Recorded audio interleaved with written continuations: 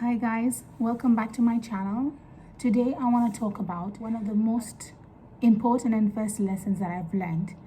What is love?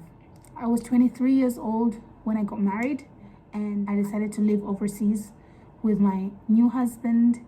I was young, fresh grad, and I was so excited about starting this new life and creating these new roots for myself and my family, and I almost knew that I had it all under control. After having my first child, all of a sudden, my world turned upside down. I lost control of literally everything in my life, including my sanity. So what I want to talk about is love. It's a very powerful thing in this world, and it controls everything in our lives because it controls our emotions and our minds and our hearts. During those self-reflecting times, I was researching a lot, trying to understand how things are working out that way, why things are working out that way. When we're teenagers and we are, start to envision ourselves living this happily ever after life, we try to create these relationships and we're hoping that these people will be the one that we will live this happily ever after with. However, we forget it depends on us as well. It depends what the type of person that we are and what we've become. So that's why people have different timings. Sometimes there is this higher source that's trying to teach you these lessons in life. They want you to go through these heartbreaks and trials in life so as to build you to becoming a person that you need to be before you meet the one. That's when everyone has a different timing, because we're all built differently, and until you are structured in a way that is right for you, then God will bring the one for you. I've classified love into 3 stages. The first stage is called self-love. So what is self-love? If you try to define what is self-love, you are loving something inside of you that you cannot see, you cannot feel, but you know that this source of love is for my best interest. Some people call it self-love. I call it God. That's why you see some people meditating, because when you're meditating, you're talking to an inner source within you. It's the same thing when you're praying. You're talking to an inner source. You can't see the source, you can't feel it, but you know that this is someone or something, a source that is there for my best interest. So that's the first phase. The second phase is loving the close people around you. So we have our spouses and our parents and our children, and these are close people that we can't ever imagine living our lives without. This is the second phase. And then the third phase is extended towards our community, loving our peers, loving our neighbors, and so on. So the problem comes in is that these 3 phases have to be loved in the following sequence. It means your inner source, or your self-love, or your God first. The second one is what? It's loving the closest people around you. They come second, they don't come first. And then accord. We're all souls in different bodies. And these relationships are created because one soul ended up in the same womb as another soul. That's when they're called brothers and sisters.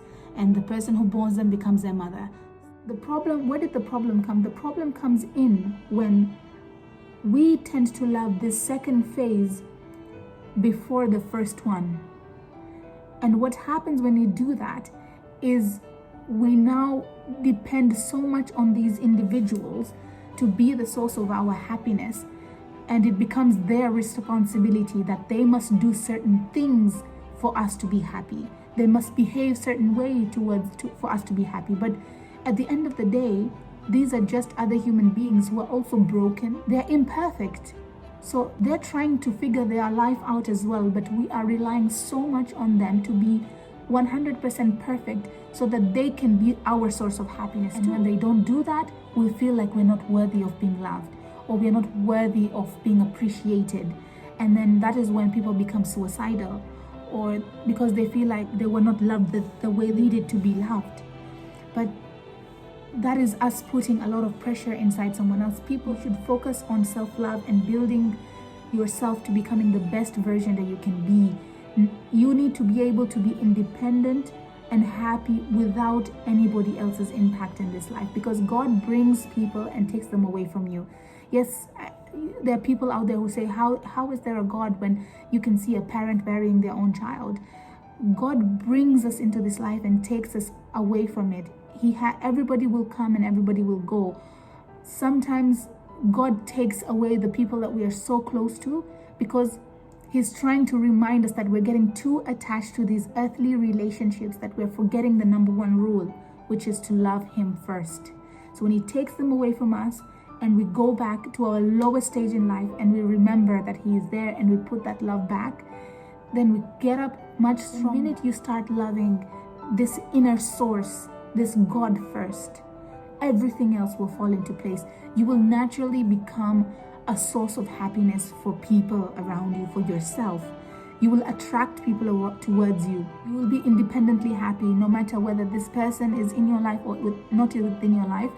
You will still be happy. If you are going through this hard time and if you are questioning about love or questioning the existence of a higher source, I know it is there and it's there, and I'm living proof of it, because the time that I had to go through my darkest moment, there was no other way I could get out of it. I honestly had no idea where to start. But the minute I started answering back those questions like, who am I? What do I need to do to be happy without the presence of anybody else in my life? Whether it be my parent or my partner or my children, what is it that Saida needed to do to be independent without anybody else's impact on it? So it took me some time. It took me about a week to answer that question. And I started recalling when I was a teenager. Back then, I was happy. I used to do the simplest things in life, and yet I was a very happy child. I used to just play basketball. I used to come back from school and get into my room and sing my lungs out. I used to dance. I used to do whatever my heart did. I used to do those things. So I started remembering this after 1 week time of asking myself that one question: who am I and what do I like? The answers started coming back into my mind. I started now remembering who I was, which was one of the toughest questions I didn't think I would ever have to ask myself.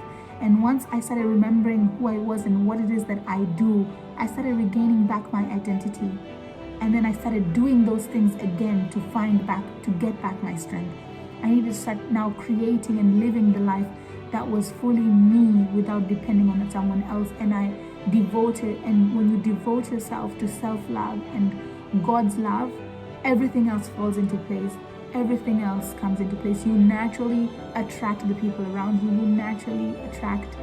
You naturally become a source of love and happiness around you. People would want to come around you because you're naturally just a positive vibe. So that is the answer to the question, and that is the number one lesson that I had to learn. And this is very powerful to me. I hope someone else can take from this. Thank you for watching, and see you next time.